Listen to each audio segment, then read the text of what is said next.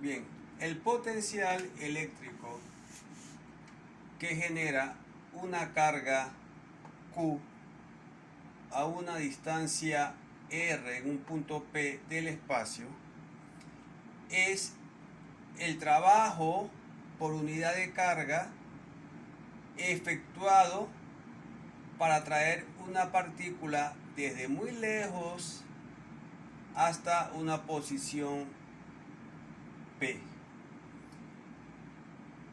Por lo tanto, es una cantidad escalar, no es un vector. Físicamente hablando, el potencial eléctrico que genera una partícula Q a una distancia P de ella es la capacidad que tiene una carga de mover otra. ¿Sí? O sea que hay una carga que genera potencial y hay una carga que ese potencial puede mover.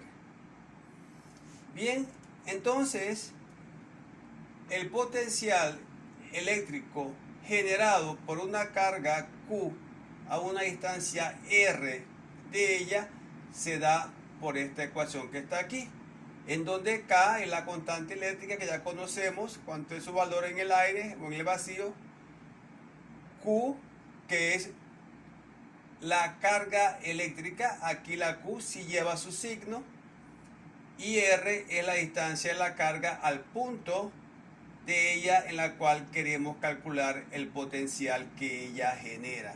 Recuerde, el potencial eléctrico, hablando físicamente, es la capacidad que tiene una carga Q para mover otra carga desde muy lejos y colocarla a una distancia R de la misma.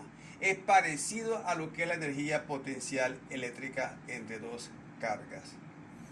Bien, ¿qué ocurre entonces?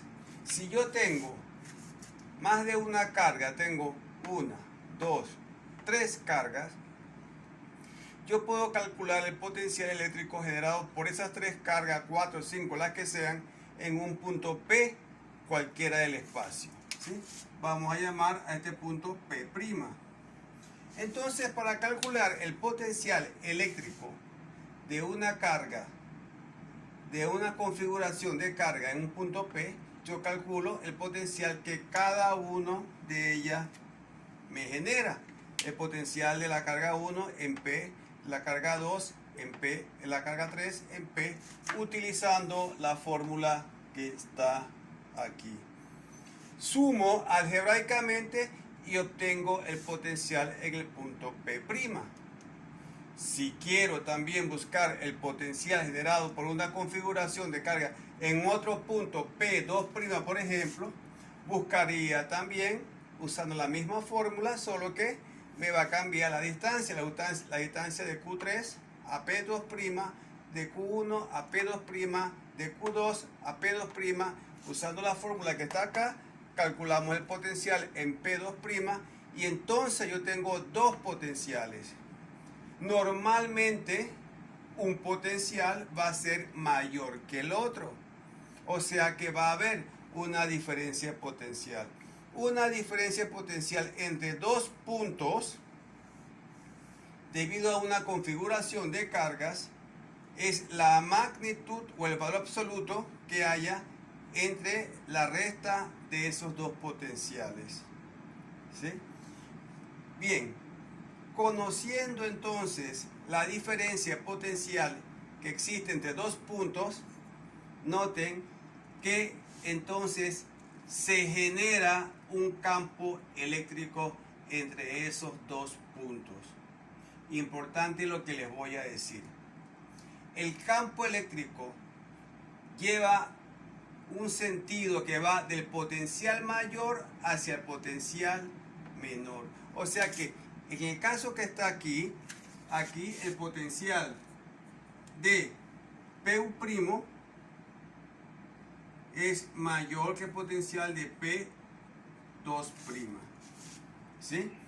Si el potencial ahora 2' es mayor que el 1, entonces el campo iría del mayor hacia el menor.